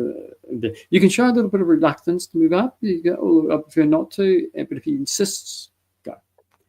So you can show a little bit of pull back. That's fine. But if he says no, come up, then go. Yeah. Well, thank you, Father, for this very nice conversation. To summarize, I want to re-emphasize that we've tried to get down into some concrete details that might not generally come to light. And I hope that has been useful and informative. And I think we've made it quite clear that we're not telling anyone what to do. We're not saying you're right or you're wrong. And we are saying follow your own priest and your own parish and your own customs. And glory to God for that. And Father, thank you for giving some bit of depth to the reasons why some of these customs are the way that they are. So thank you very much for a very beautiful and nice conversation, of the Lord. Father. No, And, these conversations are quite useful. Yes, we're as you're just reinforcing what you're saying. If what we say, you can, if you do them by default, you generally you'll be okay. But because some customs vary from country to country, place to place, yeah, you just follow their particular customs. But we're giving you something to give you a starting point. So, and generally, most things I've said from experience from all different places, you'll be all right if you do these things. People are not going to get horribly upset, and you just then adjust to your own parish situation, context, national context, etc. That's fine. But so we're just giving you a sort of basic. Here, this is some basic rules that you can use by default, and that will get you through. Some things are true everywhere, but other things you just tailor them a little bit to your parish context. mm. Well, thank you, Father. I hope you have a good rest, and Thank you. thank you for your wisdom, and I hope the Of the Lord Lord. blesses you and Only God your is parish blessed. and our parish, and so on. So please pray for us and keep us You for us as well. in your prayers. Amen. But, Amen. Thank you, Father. For the Lord.